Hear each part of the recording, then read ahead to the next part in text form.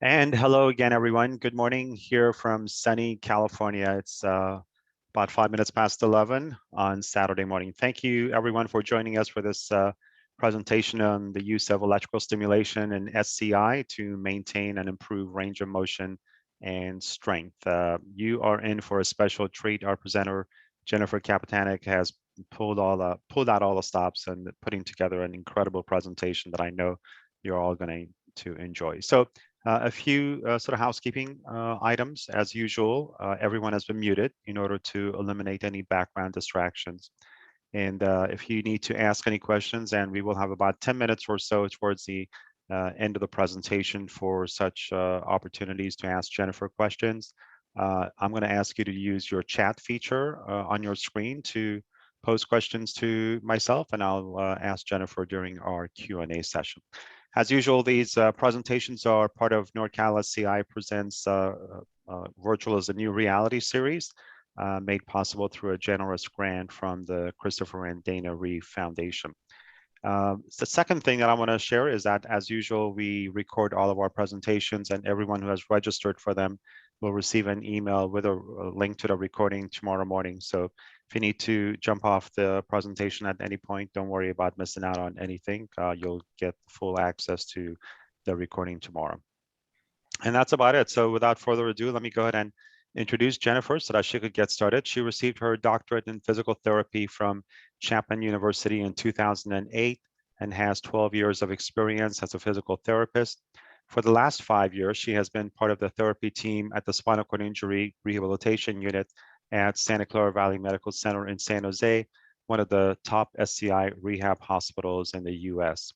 She has advanced certifications in exoskeleton and functional electrical stimulation use with hundreds of hours of clinical application across spinal cord and other neurological injuries.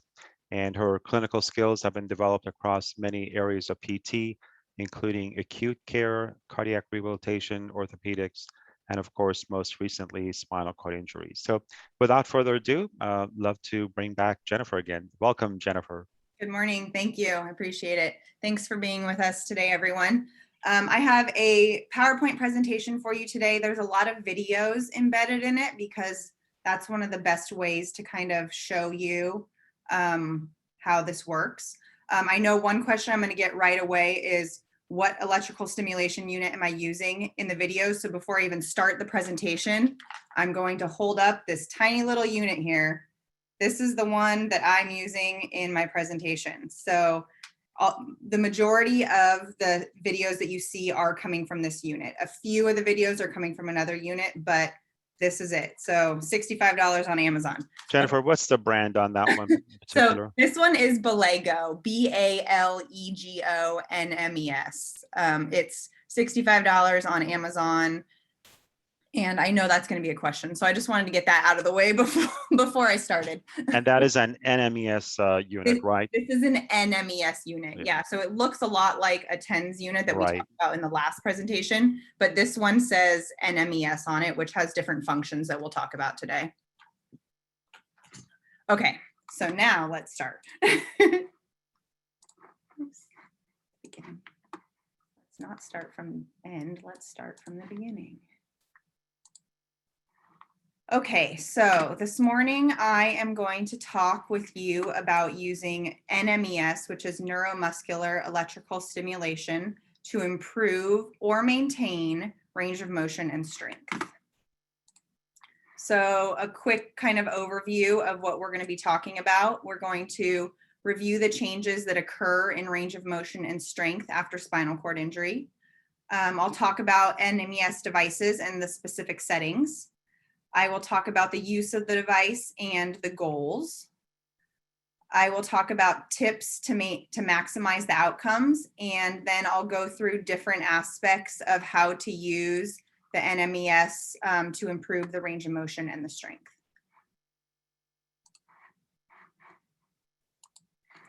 So what happens to joints after spinal cord injury? So two different things happen.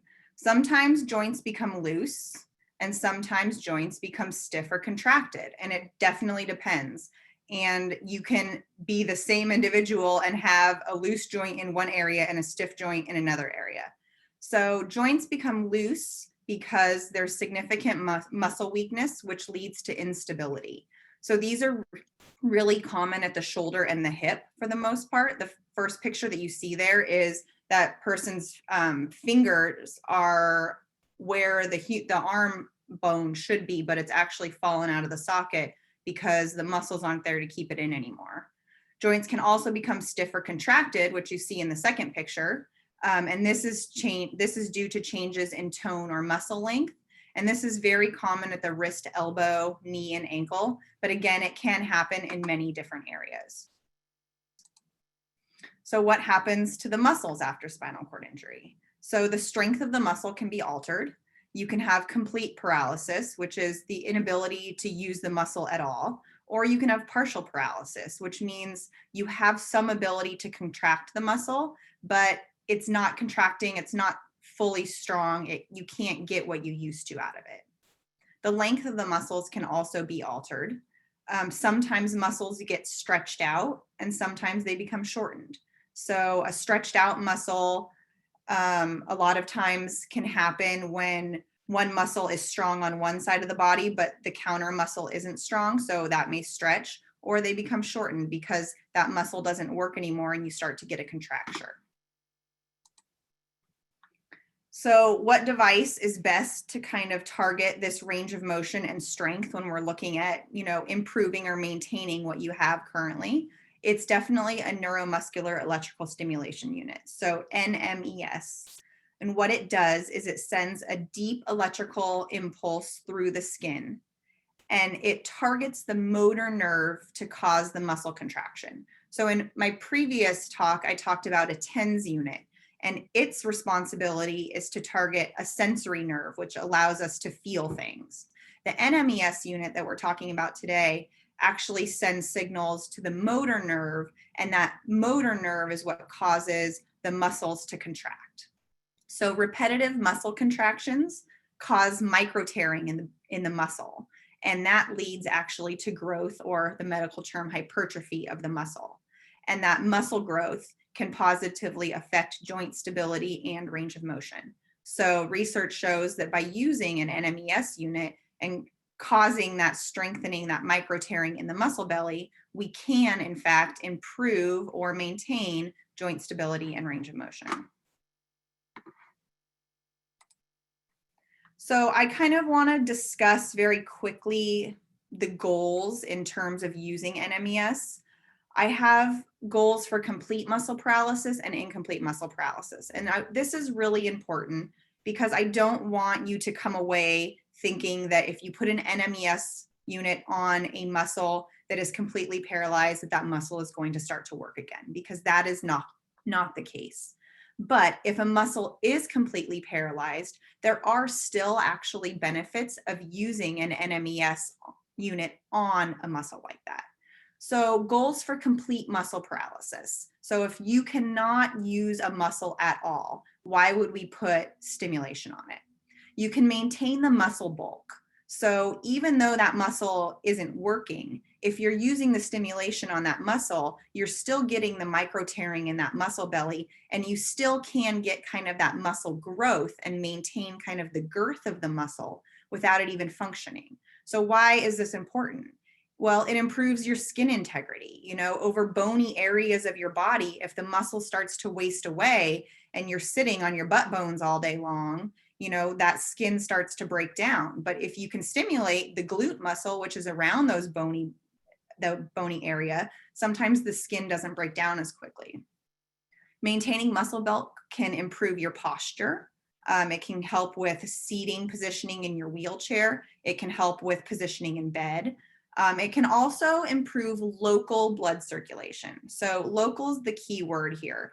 You're not going to get a big circulatory improvement from using NMES on one tiny muscle. But if you use it on your wrist and you're working to try to get some blood flow through your fingers, you can get a little bit of blood flow there. The other goal in terms of complete muscle paralysis is to maintain the muscle length. So by stimulating a muscle that isn't functioning, you can prevent contractures, which means that shortening of the muscle, tightening up. You can maintain the proper resting position of the joints and again, improve your posture. So when I go through the slides later of showing videos of how you can apply the stim to different areas of the body, if that area of your body has complete muscle paralysis, I really want you to think about these goals and how you could use it. If you have incomplete muscle paralysis, these are your goals. You can actually use the stimulation for muscle strengthening. So if you have a muscle that is starting to fire a little bit, but it's not at its full strength, you can use the NMES to improve the power output of that muscle. So you can, over the long term, show some improvements in functional mobility and skill use of that muscle. The other reason we would want to use it for an incomplete muscle paralysis is to re-educate the muscle on what its job is. So a lot of times as strength starts to re-emerge after a spinal cord injury, it comes back very slowly and your body almost forgets how to even use that part of your body anymore. So by putting stimulation on that area and stimulating the muscle to have it contract, it can kind of resend that signal through the spinal cord and the brain to remind the body of what the function is and maybe kickstart kind of that muscle to get going again. So these are your goals in terms of complete muscle paralysis and incomplete muscle paralysis. And I really encourage you to keep those in mind as we go through the PowerPoint. So just really quickly, when is electrical stimulation not safe to use? Implanted cardiac pacemakers, defibrillators, any implanted stimulators, pregnancy, unhealed fractures or muscle and tendon tears, if you have epilepsy, any malignancy, which is cancerous tissue around the area, open wounds or damaged skin, recently implanted hardware, meaning usually 3 to 6 months, and you would never want to put it over the front of your neck.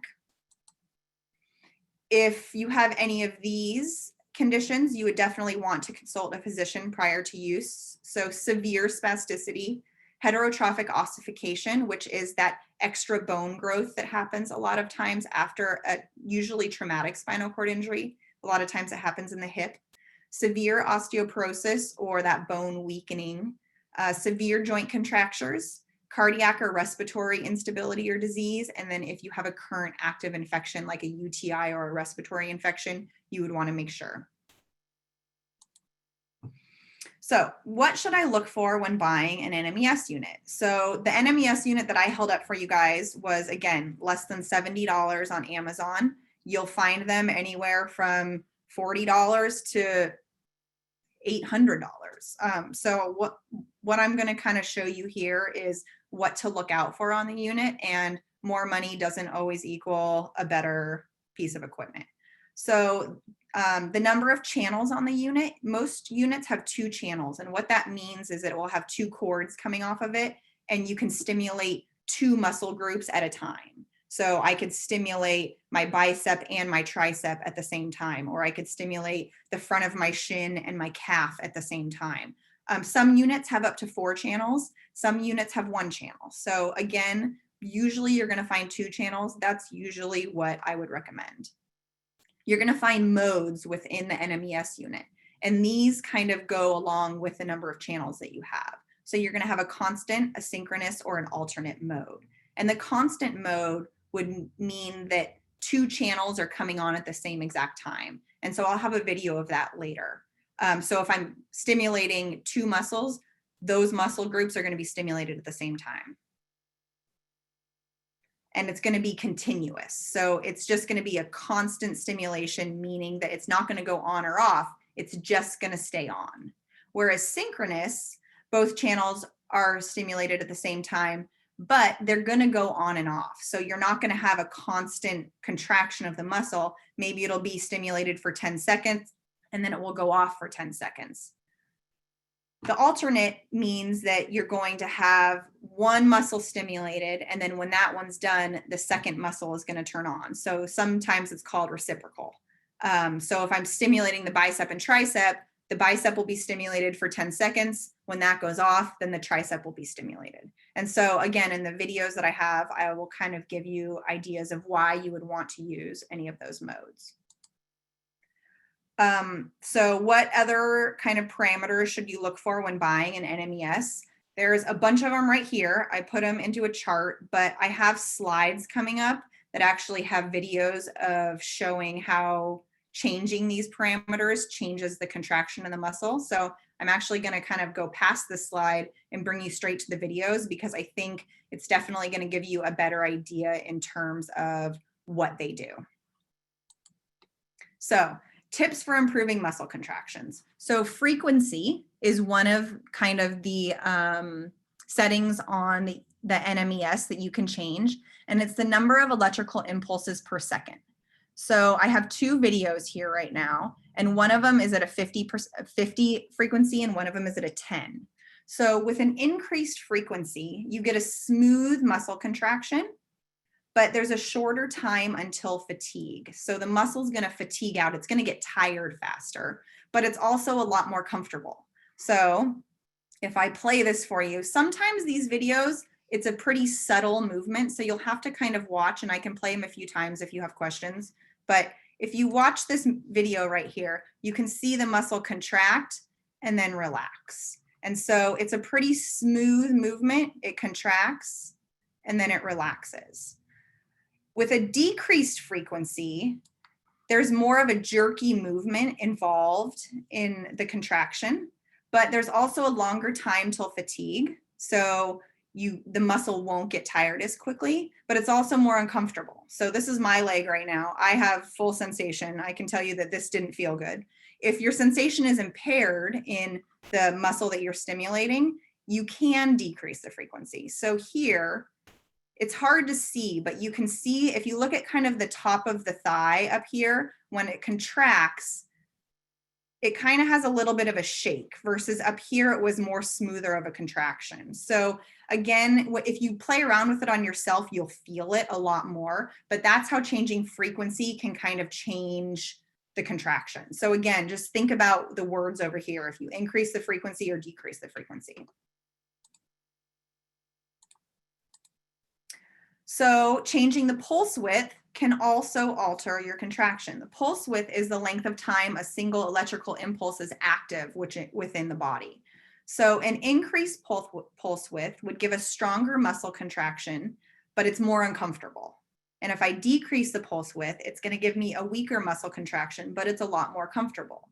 So in these two videos right here, all the other settings are exactly the same. The only thing that I changed was the pulse width.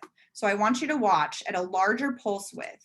If I start the upper video, the contraction of the muscle actually moved my leg. I did not move my leg at all. The stimulation did that. I can tell you it didn't feel good, but I did it for you guys. The bottom video, which has a much lower pulse width, if I play that one, you'll see that the muscle contracts, but it's not a strong enough contraction to actually move my leg. So just by changing the pulse width from 100 to 300, I got a lot more of a contraction out of the muscle. So again, if you're contracting a muscle that you don't have sensation on, and you're not seeing a very good contraction in it, and you're not getting what you want, if you increase that pulse width, you're going to get a lot stronger of a contraction, and you may actually see some movement. Whereas if that pulse width is lower, you may not get the movement that you want. So the next video is changing the amplitude, and the amplitude is the intensity of the impulse. So I have videos of a 20 milliamp and an 80 milliamp contraction of the bicep. So again, this is my arm. I have full sensation. So with a decreased amplitude, I'm going to get a weaker contraction, but it's more comfortable. So here, if I play here, all the other settings are the same. It's just that I changed the amplitude. So you see that I get a little bit of bend of my elbow, but nothing significant in terms of movement. So then I turned up the amplitude and I turned it up to 80.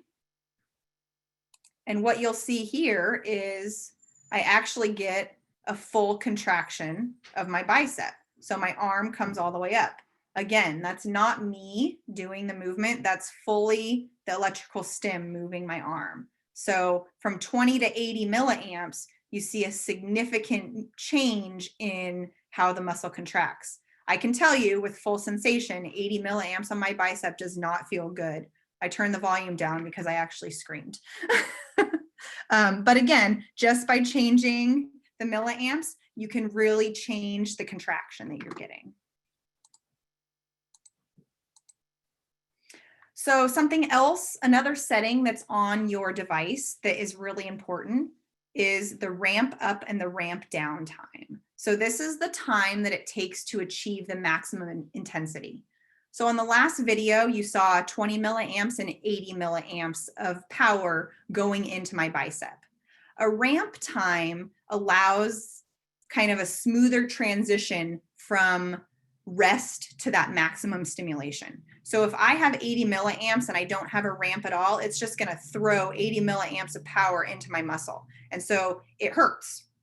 So an increased ramp time, a longer ramp time, is going to allow for a smoother transition from your max stimulation to your rest.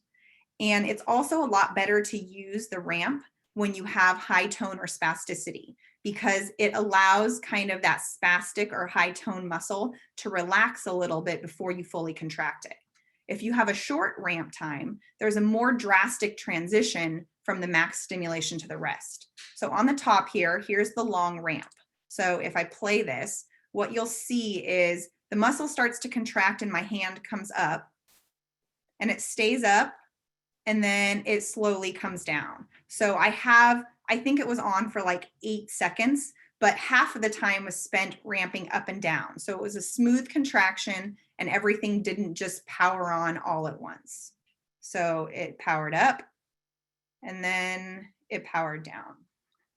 The next video here, there's a short ramp time. So it comes up fast, but it stays up there for longer because I reached my maximum intensity a lot faster, and then it falls down pretty quickly. So again, you know, this can be more uncomfortable because it powers up quickly right away. And it can also be unsafe at some joints because if you don't have any movement at that joint and that stimulation comes off quickly, it can pull on your joints.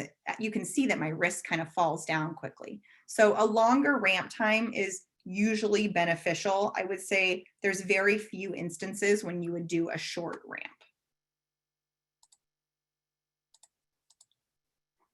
So other tips for improving muscle contraction. The electrode size and the electrode placement is really important when you're working on this. So large electrodes are used for larger muscles.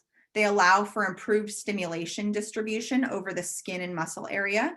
They generally allow for a greater intensity of stimulation. So you can, instead of doing 20 milliamps, a lot of times you could maybe go up to 30 or 40 because it's being distributed over a wider area because the electrode is bigger. One issue with this though is it may cause bleeding to other areas of the body. And what I mean by that is if I'm putting a large electrode on a small muscle, it may start to pull muscle nerves from a different muscle and you may not actually get the movement that you're looking for. So for smaller muscles, you want to use smaller electrodes. Smaller electrodes can eliminate bleeding to other areas of the body. And the smaller surface area of the electrode it decreases the distribution of the stimulation. So if you have a small electrode on a big muscle, it might actually feel more uncomfortable.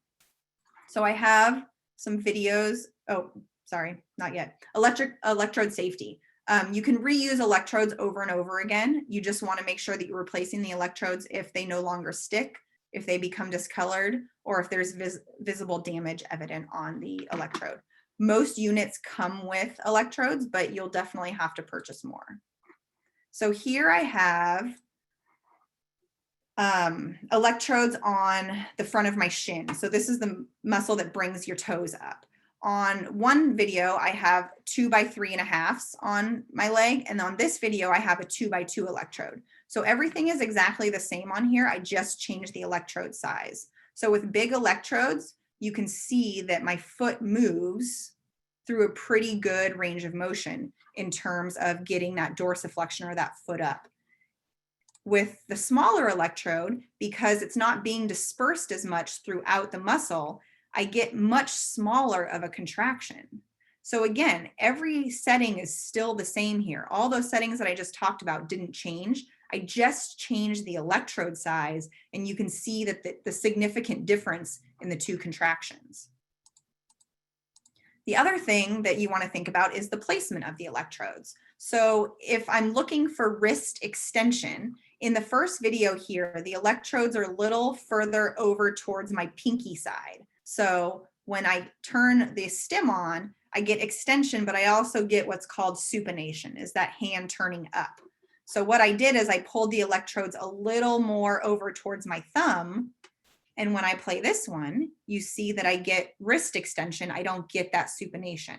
So changing the placement of the electrode can really alter the contraction, the quality of the contraction that you're getting. Now, if you want supination, this is a great position for the electrodes. But if you're looking for just wrist extension, you'll have to play around with that placement a little bit. So another tip for improving a muscle contraction, if you have active strength in the muscle that you're stimulating, it's really great to perform repetitions of that active movement when the stimulation is on. So for an example, if I'm stimulating my bicep, as that stimulation comes on, I want to practice using my bicep. I want to practice a hand to a mouth movement while that stimulation is on, so it can kind of reconnect those signals of what that strength is supposed to be doing.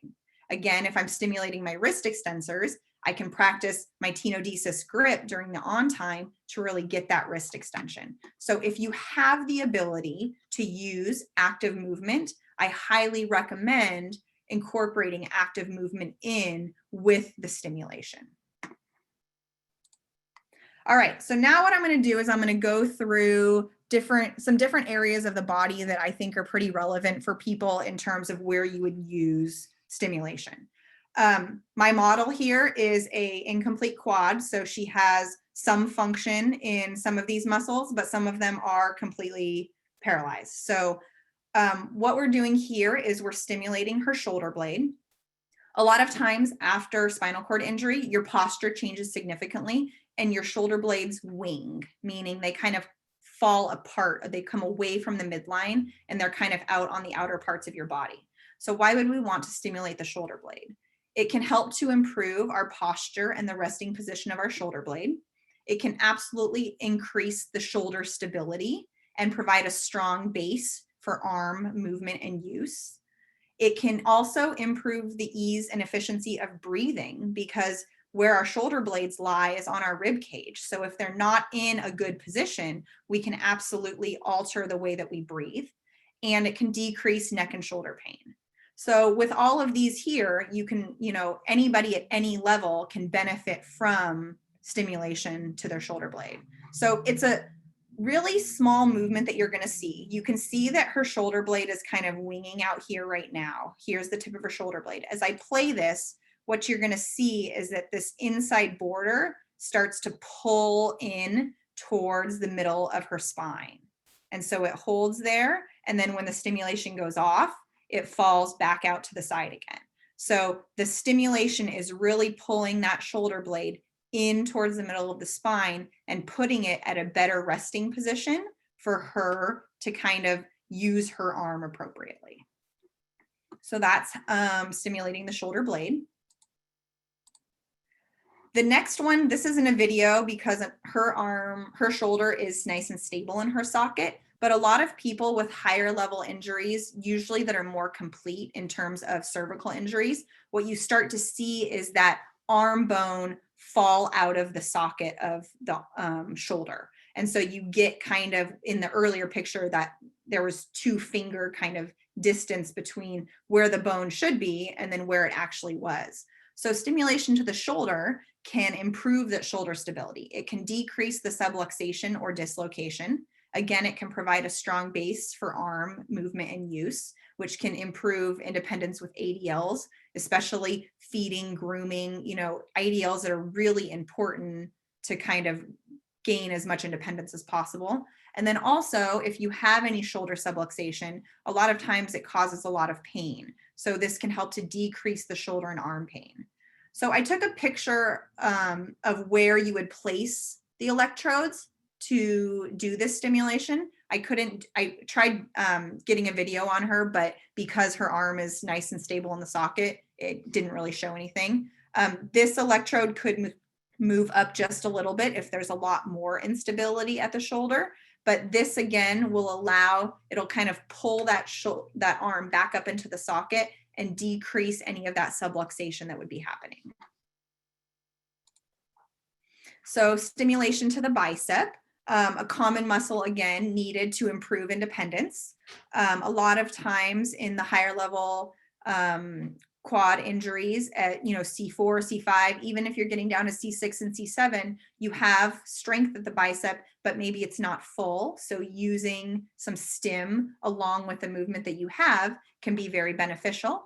So again, it can help to bring the hand to the mouth and get a good contraction coming up that way.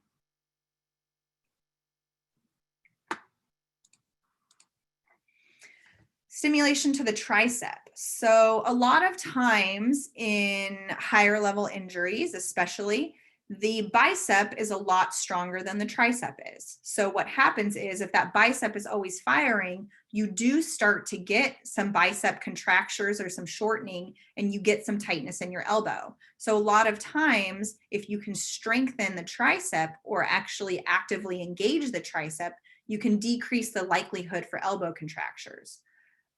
It counters that strength of the bicep. So the bicep, again, is usually stronger than the tricep. Even in able-bodied individuals, the bicep tends to be a stronger muscle. So any activation of the tricep is good.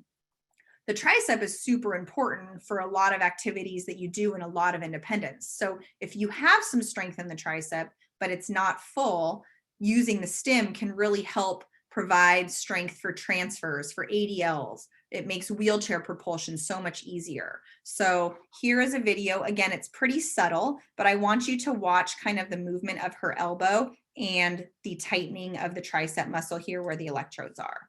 So she has some tricep movement. It's not full, but you can see how the electrodes, where the electrodes are placed, that muscle tightens and the elbow extends and then it relaxes. We'll play it again. So the elbow's bent here. We're going to turn the stim on. The elbow extends, the muscle tightens, and then it relaxes. So again, you're not getting a huge movement from the stim, but you're getting a full muscle contraction. So you're going to get the benefits that we talked about earlier. Again, if you have function, you can incorporate an active movement in with this stimulation to get even more. So the wrists and the forearms are other areas where there tends to be some significant weakness and contractures happening. So stimulating the forearm and the wrist can decrease the likelihood of the contractures. It can also help if you're strengthening the wrist extensors. It can help with your tenodesis grip if you're using wrist extension to manipulate objects or help with your ADLs. And then also it can help with local circulation. So it can improve local circulation. So if you have no movement in your fingers or your hands and you tend to have significant swelling, if you're activating the muscles in the forearm and the wrists, that activation can help to kind of push some of that swelling out of the fingers to decrease it. It's not going to help it long term, but it can help it short term. So here I have the first video is we are contracting her wrist extensors. So we'll play that one and you'll see her hand and her fingers come up as the stimulation comes on, and then her hand relaxes down. So I had a nice long ramp on for her. You can see that her hand doesn't fling up and fly down. It's a nice gradual movement. She has some feeling there. She has some movement there. So it's really important for me to make it as comfortable as possible for her. All right, the other video that we have here is of flexion. So if I play this one, you can see that she starts to flex the wrist and get a little bit of a grip in her fingers. So she has a little bit of this movement again, but she doesn't have the full movement. So by using the stimulation, we can kind of help work with the strength that she has. You can see the second time she actually gets a little bit stronger of a grip, more finger movement than the first time. So wrist extensors, wrist flexors. She has small forearms and small wrists. I have 2x2 electrodes on her to make sure that I'm not bleeding over into other muscles. If your arms are even smaller than this, you can cut the electrodes. You can't cut, obviously, the wire that's going down the middle of them, but if you need to make electrodes smaller, you can cut around the wire to cut the electrode. So just things to know. So stimulation to the knee. So in terms of stimulating the quads and the hamstrings, I don't have a good picture of the hamstring, but the hamstring is the muscle on the back of the thigh. So I have the top picture is the stimulation of the quads, which is the muscle on the front of the thigh. And then the hamstring is directly behind it on the back. Stimulating the muscles in the legs can help decrease the likelihood of contractures. A lot of times knee flexion contractures happen, meaning the knee gets kind of stuck in a bent position. Also stimulating the legs in terms of using the settings is going to be more important that we talked about earlier because they're bigger muscles. And so you're going to generally need more power to get the leg and the muscles to move. So you're going to have to play around with some of those other settings to make it comfortable if you have good sensation. So in terms of strengthening the quadricep and the hamstring, that can assist with early standing. It can assist with gait activities if you're working towards some walking. A lot of people ask about using stimulation to these muscles while they're in their standing frame. So if you have either a manual, standing frame at home, you can put electrodes on your legs while you're standing, and you can get some active muscle contraction there while you're standing. Again, we talked about earlier the different modes. We talked about the continuous, and this is when you would want to use the continuous mode, right? So if you're standing up in the standing frame, you could put a channel on your quad and a channel on your hamstring and kind of turn on low-level stimulation to those muscles, and they would contract at the same time and kind of stand a little. They can help you stand. If your hamstring is too strong, you wouldn't want to contract that then, and you could just do the quad because the quad is what fully extends the knee. But you could play around with putting stimulation on the leg at different areas if you are doing some standing activities. If walking is a goal and you're working towards walking, if your injury is more incomplete, you can absolutely use these just as repetitions, 3 sets of 15 of knee extension to help improve the quad strength. You can do the same thing with the hamstring. So you can absolutely use the stimulation at the quad and the hamstring. So stimulation to the ankle. Here I have the electrodes on the tibialis anterior, which is the front of the shin, which brings the foot up into a dorsiflexed position. And then in the bottom video, it's hard to see, but the electrodes are on the calf muscle, which brings the foot down. So in terms of stimulating the ankle, we can decrease the likelihood of ankle and foot contractures. A lot of times we see foot drop. We see the feet kind of drop down after a spinal cord injury, and it can lead to a lot of skin breakdown. It can lead to poor placement of the foot on the foot plate of a wheelchair. It can cause wounds. So maintaining the range of motion of the ankle or improving that strength is really important. So in this top video here, again, it's not going to be a huge movement, but watch her foot as I press play and the electrodes start to fire. You'll see that foot and ankle move a little bit. It's not a huge movement, but we're maintaining some of that range of motion and bringing her through that motion so that we can get that muscle actively contracting. So I'll play it again. Starts to fire, the electrodes turn on, the foot moves, and then it starts to relax back down. So in the bottom video, the electrodes are on her calf muscle. So a lot of times with immobility after spinal cord injury, where you're at high risk for DVTs, which is deep vein thrombosis. And a lot of times by using active contraction in the calf muscle, it's been shown that you can help improve the circulation down there and decrease the risk for a DVT. So here, I'm going to play them here. Again, it's a very small movement of the ankle and the foot, but you can see it kind of push down like she's pushing on the gas pedal and then relax. I'm going to play it again. It starts to push down as the muscle contracts, and then it relaxes. So strengthening these two muscles can also really help with early standing and walking activities. So again, if that's a goal, you can absolutely use the stimulation, incorporate it with your standing program, your walking program. You can incorporate this with activities in terms of squats or heel raises if you're at that level. If you're in a chair, but you have some active movement of your ankle, you can do some ankle pumps in the chair. You can do them in bed. Again, if there's active movement in that muscle, you really want to incorporate that active movement in with the stimulation. So now going to the core. So in terms of stimulating the core, it can absolutely improve your upright posture. So it can decrease the risk of skin breakdown and wounds. It can improve sitting balance. It can also improve your efficiency and ease of breathing. Like we talked about earlier with your shoulder blade positioning, your sitting posture really affects the movement of your diaphragm, which is your breathing muscle. So if your body tends to be hunched forward, it becomes a lot more difficult to take a breath. If we can improve that upright posture and bring your body up a little bit more, it's easier for your lungs and your diaphragm to move so you can get a better breath. It can also improve the strength of your cough. So if you have weak abdominal muscles, that is where a lot of the power for a cough comes, for clearing your airways. And by stimulating your abdominal muscles, sometimes you can improve the strength of those muscles, and it will allow for, over time, a stronger cough.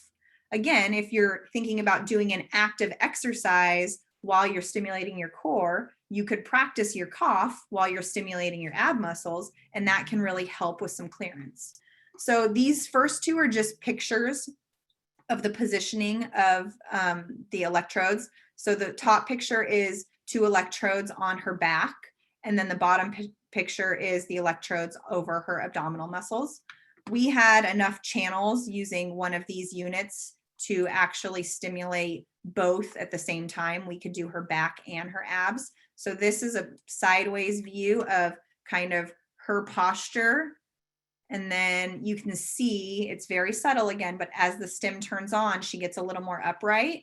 And then when the stim turns off, she kind of caves back down again. So she has pretty good sitting posture, but she can't get fully upright. So the stimulation allows her to really activate those muscles and really bring her chest up a little bit more to get herself more upright, to improve her balance, her posture, and her ease of breathing.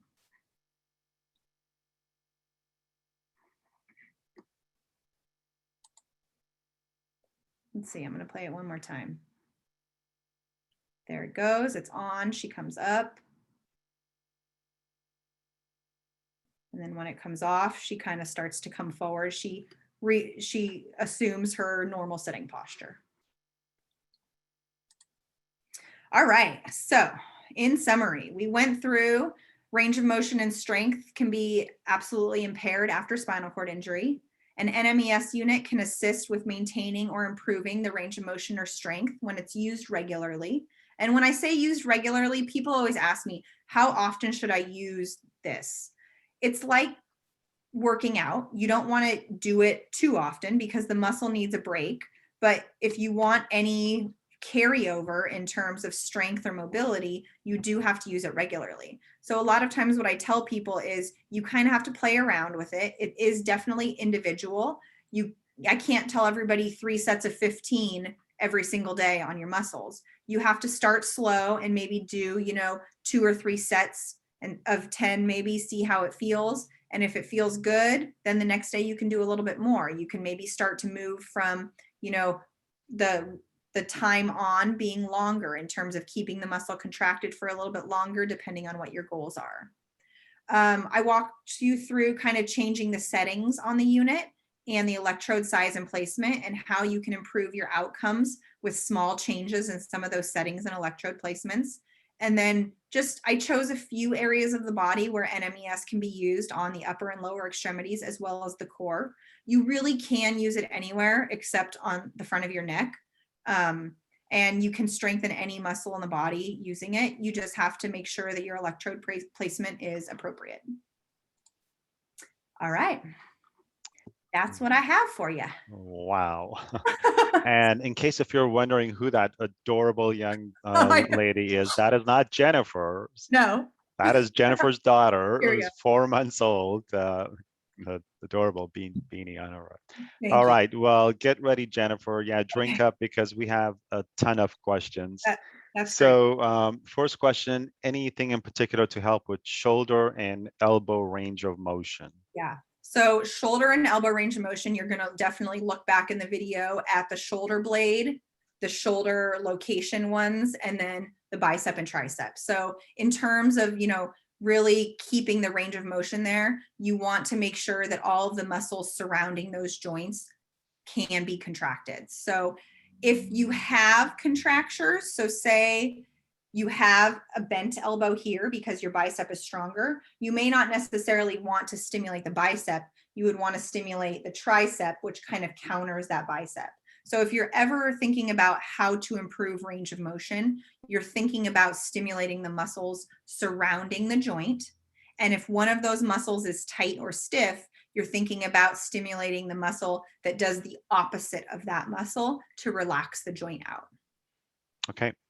Next question. It's kind of backwards question, but nonetheless, we have a TENS unit. Would we benefit from buying an NMES unit? So I guess that there's a question of what is the difference between the two units, so right? TENS and NMES are very different. So TENS, the amplitudes and the technology in a TENS unit are more appropriate for the sensory nerve. The sensory nerves in our body are more superficial, meaning they're more at the top of our body, right underneath the skin. So it doesn't take a lot of changing of settings and amplitudes to kind of get to that. TENS is more for pain management. NMES targets the motor nerve, which is much deeper in the body. And by changing these settings, you can actually get the muscle contraction. Some TENS units will give you a mild muscle contraction. And if you are getting a mild muscle contraction from it, you can continue to use it. But it would be beneficial to get an NMES if you really want to kind of get a good contraction and mess with some of those settings that I was talking about. Okay. All right. Next question, a little bit long because of some background information. So 9-year-old female with significant osteoporosis from an SCI in 2019 at L2. In 2020, she suffered 6 fragility fractures in her legs. Her case will be presented at a bone conference next month with the main focus on being when and how to start PT and movement again. Following some biphosphonate treatment. She's developed tone, spasticity, and loss of range of motion in both legs. And I guess the bigger question is, how would you go about using NMES on her once she's allowed to resume PT? And will NMES even help with bone density, or is that better done with an FES? Good question. It's a good question, and the background is really helpful. The first thing I would say is that if you have any sort of osteoporosis, you absolutely have to clear use of any electrical stimulation with your physician first. So if the physician clears you to use electrical stimulation, it can absolutely help. In terms of bone density, there's very little research that shows that an NMES unit can really change bone density significantly. I'm going to really quickly explain how that happens. So if your bone gets weak, it usually weakens because the muscles that attach to the bone, when that muscle contracts, it pulls on the bone, and that's what makes the bone stronger. So if your muscles are paralyzed and they're not pulling on that bone anymore, then the muscle starts to weaken. So you can use stimulation to contract that muscle and pull on the bone, and in a sense, increase the bone strength.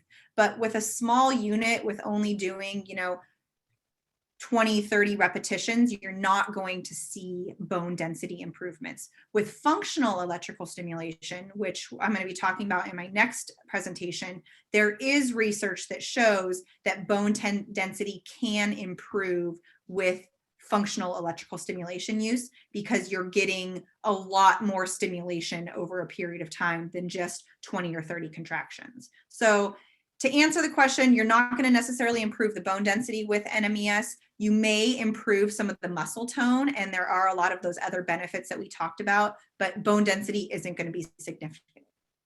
Okay. Next question. Gentleman has foot drop in the right foot. They're wondering if they should use the stim as he's walking to work on the muscle memory. Yeah, that's a great question. So foot drop is because you have that weakness in that front shin muscle. And if walking and standing are goals for you, you can absolutely use the stim when you're walking. It's hard to program it perfectly though. So a lot of times what you can do is when you're just standing and maybe doing like toe taps, you can do toe taps when the stim comes on. If you're actually taking steps, it's hard to program, and get the stim to come on exactly when you would be taking your step and your heel would be hitting. But you can do some standing exercises with it that would be easier. There are some machines that come with a button trigger.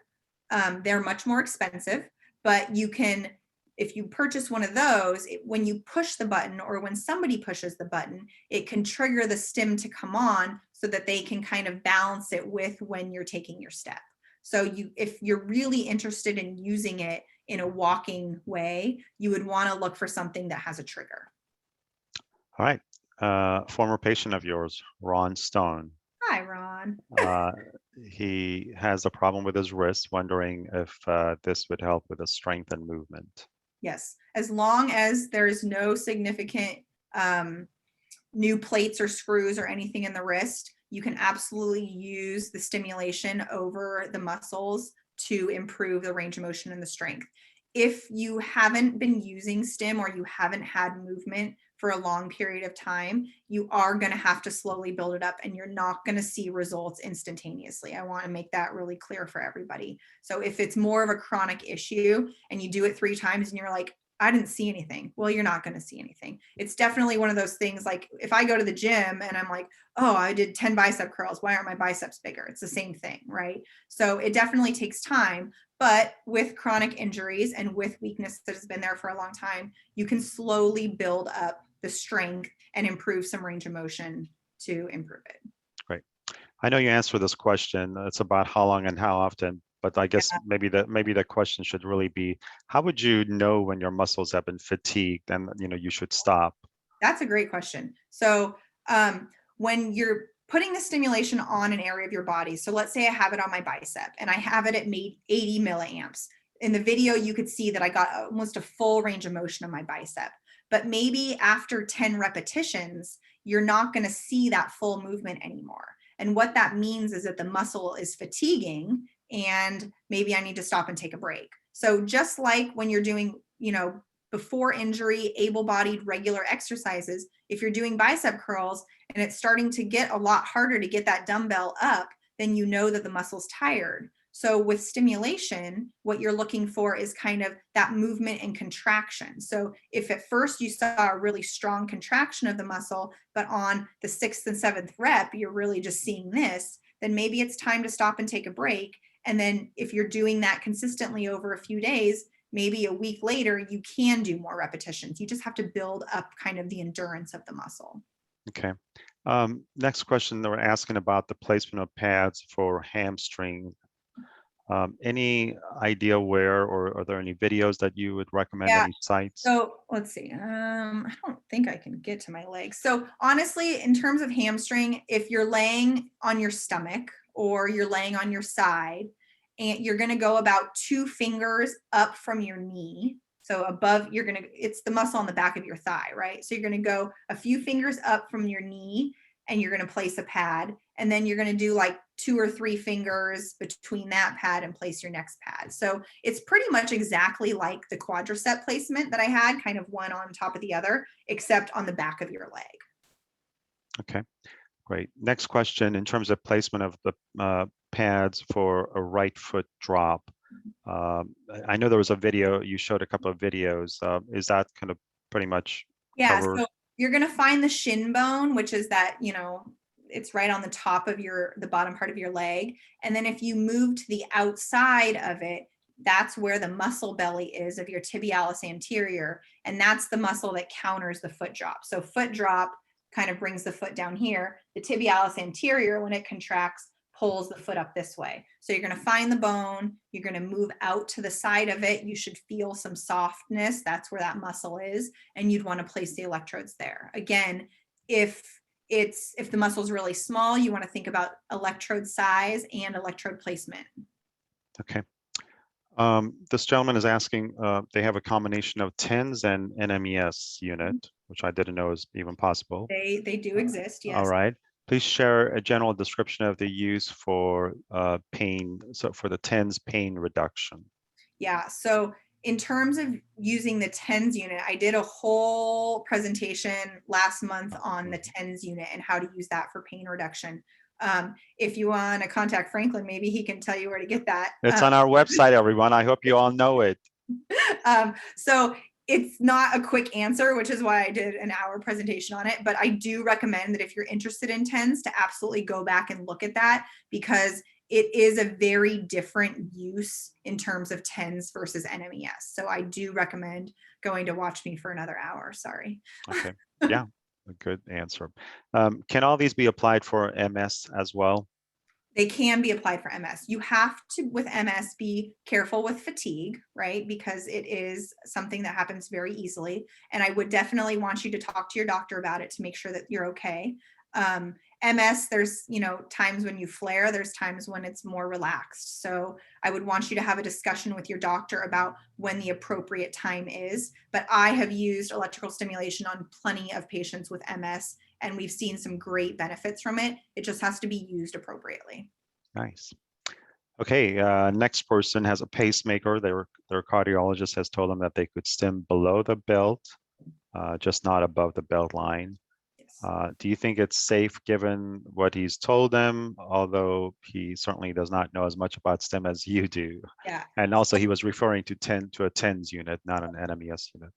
So generally, the pacemaker is on the list of do not use. Pacemakers have changed over the years, and they're much more intelligent pieces of equipment.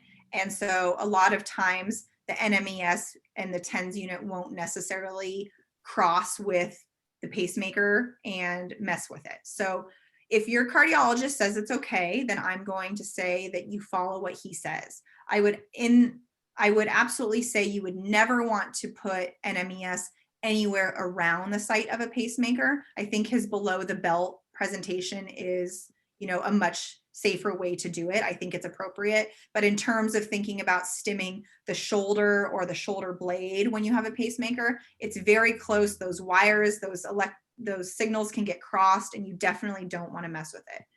So I'm going to say if your cardiologist says it, go for it. Okay. Can STIM cause autonomic dysreflexia?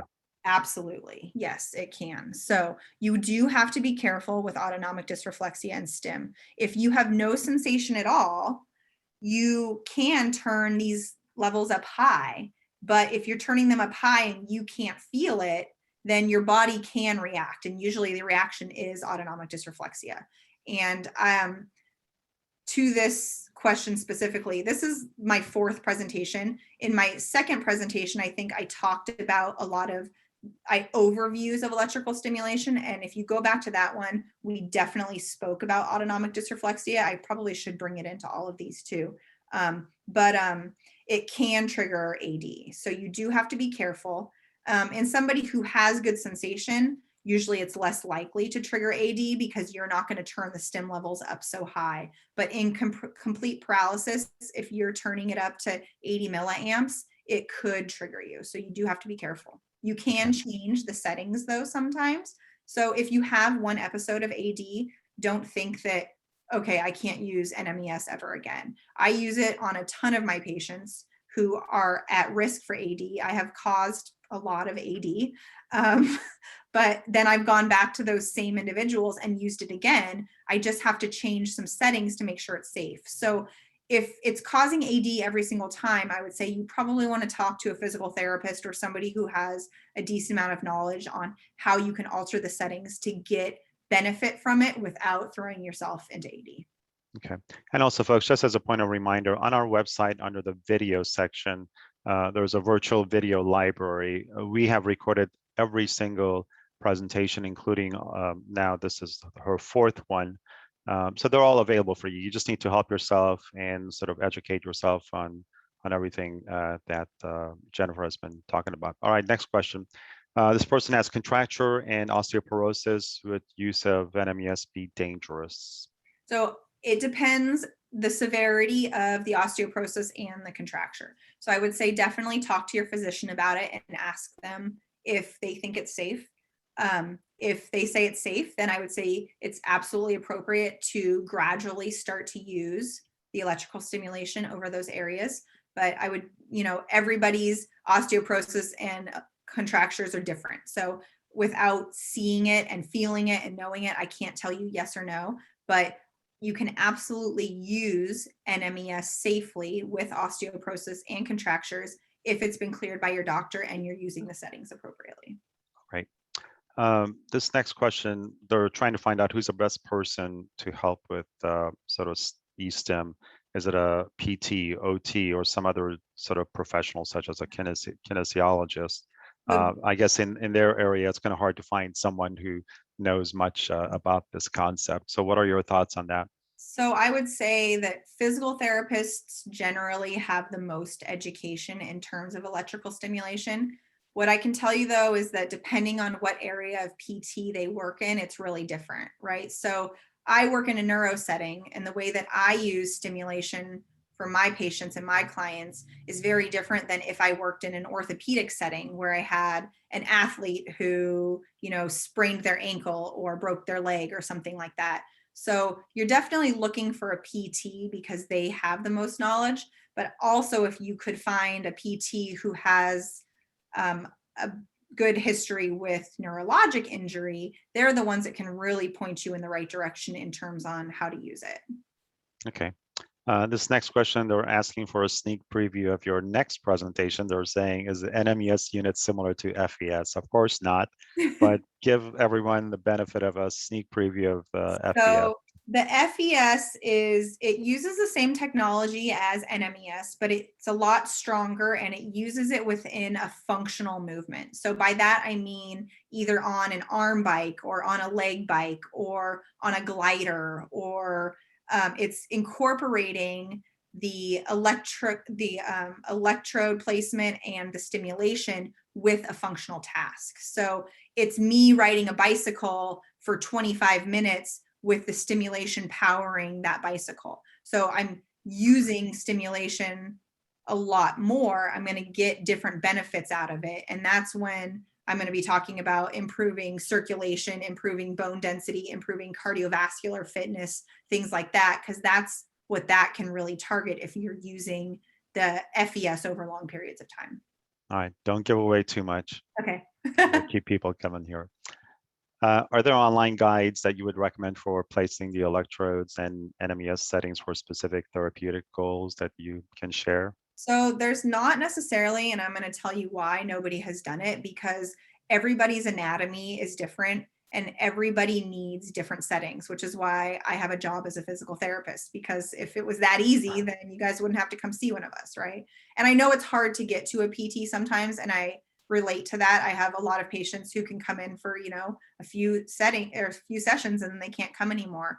A lot of it is trial and error. I did try to provide as much knowledge as I could in terms of going through the settings and electrode placements so that you could kind of problem solve through it at home a little bit. If you have access to a physical therapist, I would say that if you state that as one of your goals, they may be able to help you create a home program so that you can move forward. But there's no template because everybody's so different and everybody's body responds so differently to the stim. What I can tell you is when I use stim on a patient, I never get what I want the first time I put it on them, because I have to play around with things and I have to manipulate settings and I have to manipulate placement so that I'm actually seeing the benefit that I'm looking for. So keep that in mind and don't get frustrated.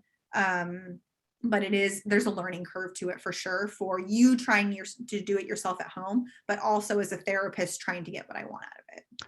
And folks, I hate to sound like a broken record, but this is Jennifer's 4th presentation. If you review all 4 of them, I can almost guarantee that you're going to be performing just as well as, not as well as Jennifer, but many of the therapists out there who are sort of novices in use of eSTIM. Thanks, Jennifer, for that explanation. No Next problem. question. Can, I guess, NMES be used with KT or any kind of therapeutic tape on skin? Because as they repeatedly move the tape and do the NMES, all the time we repeatedly remove the tape and do the NMES and retape Yeah, so for short.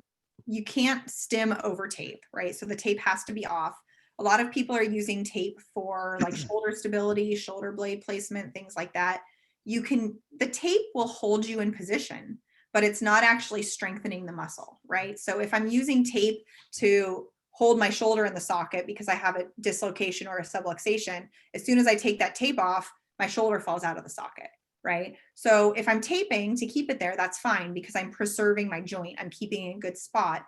But it would be appropriate to take that tape off and, give myself some stimulation to see if I can strengthen the muscle to start to keep that shoulder in the socket more so that it's not falling out. So you can absolutely use them together. You can't do them at the same time. But if you are taping for a specific reason to kind of keep something in place or for better posture in terms of your shoulder blades to keep yourself more upright, it would be beneficial to take that tape off and try stimming the muscle.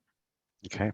Next question from an apparent power user. How many muscle groups can you do in a day? It's a good question. You can do multiple muscle groups in a day. There's nothing that says otherwise. You do have to watch for fatigue, right? If you haven't been doing anything like this, you can't just stim your whole body all at once and say, all right, I got a great workout today.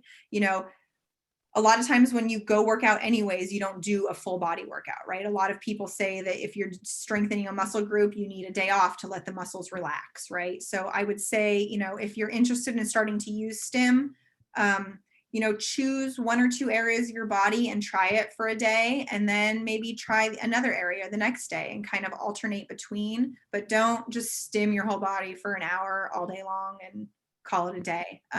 I would say start small and start with an area that, is maybe easier to move. So if you have a quad level injury and you're thinking about using STIM, don't go for your legs right away because they're bigger muscles. They're harder to kind of get moving and stimulating. Start at a wrist or start at a bicep or start somewhere that's a smaller muscle and then kind of move yourself to some of those bigger muscles. Okay.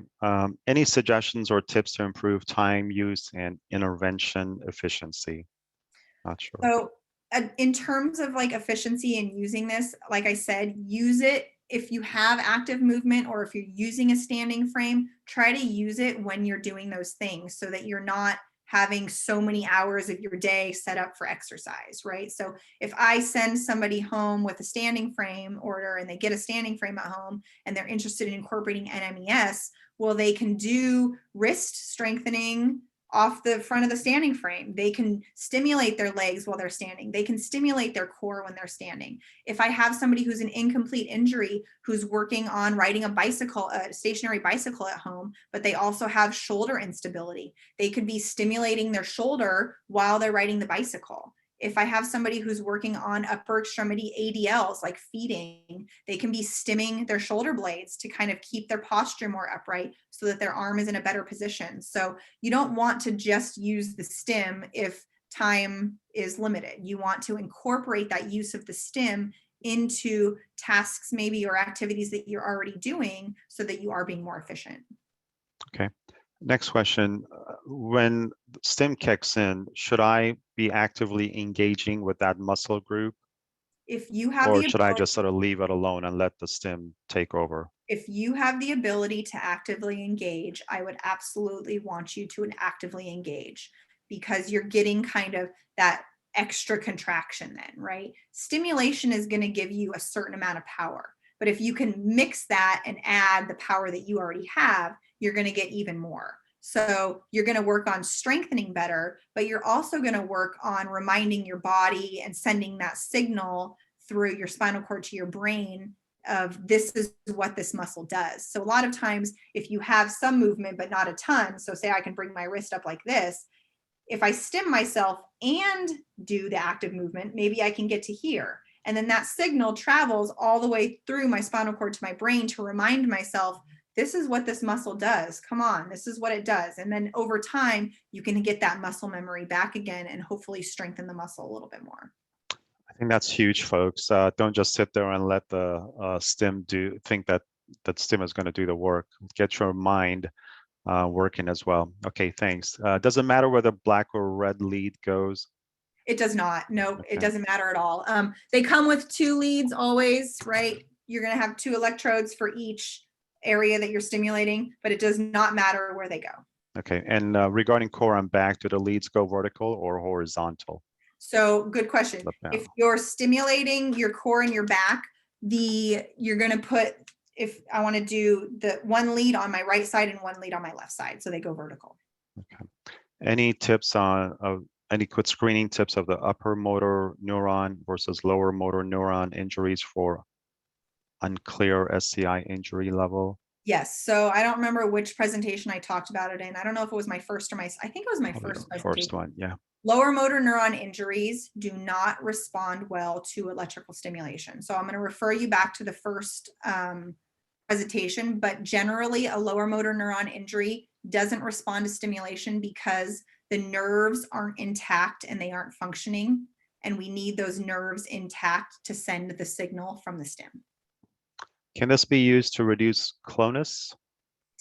So clonus is a type of spasticity, and it could possibly, honestly, FES is going to decrease spasticity and clonus a lot more than just basic NMES, but you can try to stimulate it and it may fatigue it out for the short term, but it's not going to have a long carryover because you're not doing so many contractions from the NMES. What is the difference between NMES and H wave? Do you know? H wave frequencies I don't use very often, so I can't speak to them significantly. It's a little bit different in terms of the stimulation settings that are in there. H wave can be used as a form of muscle strengthening and a form of pain management. But it's also, I think if you look at it, it's more sports related. It's less like neurologic. So I don't have a lot of experience with H-wave use. Okay. This person has a Neurotech Aviva Stim XP, which has an NMES mode. I don't know if you're familiar with it, but they're asking if that's good enough or do we still need another NMES unit? If it has an NMES mode, I would say try it and see the results that you get. If it has an NMES mode, I would hope that it has all these settings that I talked about.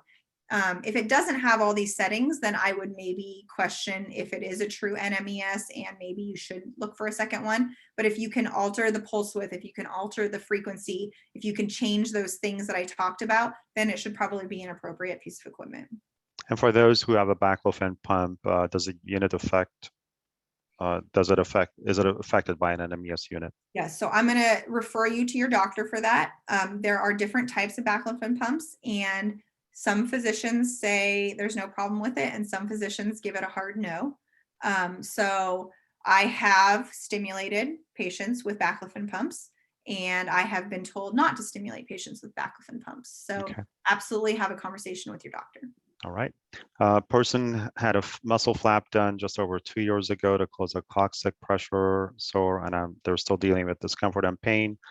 Could this help with the pain or at least manage it better? Again, 2 years ago. So muscle flaps are a very significant surgery. I would, even though it's been 2 years, I would talk to, if it was a plastic surgeon who did it, I would speak to the plastic surgeon and make sure that they give you the okay. If they give you the okay, then yes, you absolutely can get some benefit from using it, but you can also do a lot of harm if the surgeon has not cleared you for something like that. So I would refer back to them and see what they say and then go from there. Okay. Next question is asking links to various recommended units.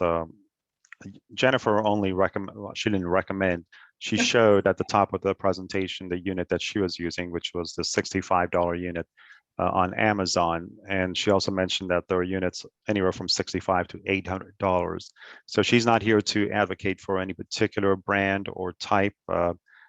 She just sort of, at the top of the presentation, if you notice, she was asking that it includes certain functionalities, and as long as the NMES unit that you're looking at has those functionalities, it should be good. And an $800 unit does not mean that it's going to work super better than a $65 one, right, Jennifer? Anything else to add? That is correct. See, I was paying attention, Jen. Thank you. I don't have to say anything. The only thing that I would say is the individual who asked about using it during walking, and I was talking about like using it with a trigger, anytime you're adding on kind of accessories like that, the price does go up significantly. So if you're looking to use it in that way, my $65 machine isn't going to cut it, and you are going to go up in price point without a doubt. But if you're just using it generally, I mean, this machine could completely power my quadricep muscle, which, you know, that's plenty of stim in terms of what you would need. So it's not fancy looking. It's like super old and mundane looking, but it does the job, and it was pretty cheap. Is that any different than what you use in a clinical setting? What do you? Yeah, well, so in a clinical setting, we have access to a lot of the units that we use are actually attached to our FES units. So this unit here, my highest intensity goes up to 80 milliamps, which is pretty good for a home unit.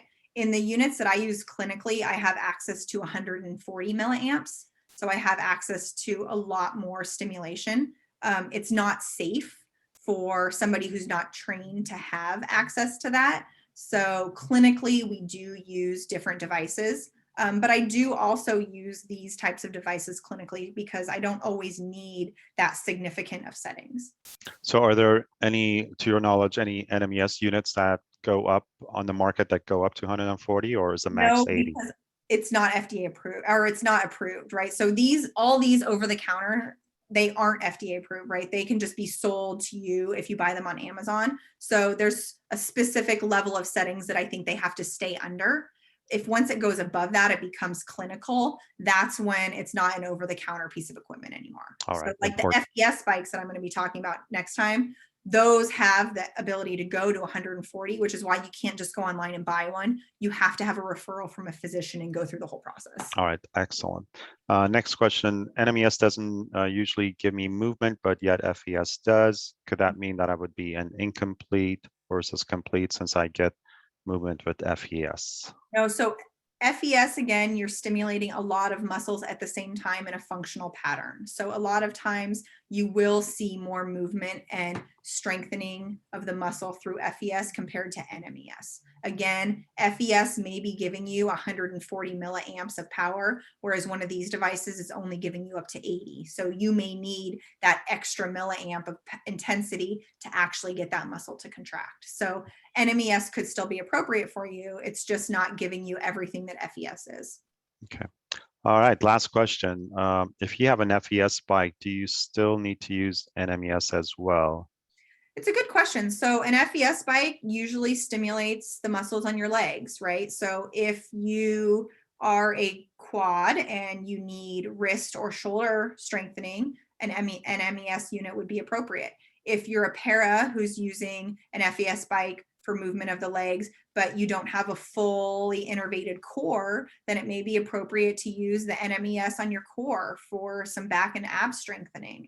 So it depends what you're looking for. It depends what your level of injury is and what your impairments are. But I've absolutely had individuals who use FES, but then also use NMES for those other areas that the FES isn't appropriate.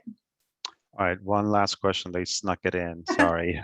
What's the best placement of electrodes to strengthen subluxed shoulders? A subluxed shoulder. So there was a picture of my client on there. I didn't have a video, but there was a picture where one of the electrodes was here on her shoulder, and then the other one was kind of at the back, kind of by her shoulder blade. That is the positioning that helps to pull the shoulder up into the socket. So go back and look at that placement, and that'll give you a good idea. Okay, we did it. Thank you, Jennifer. Okay. Thank you, everyone, for tuning in. As I mentioned, we'll have the recording in your inboxes tomorrow morning, and it is going to be available on our website, just like the other previous 3 presentations.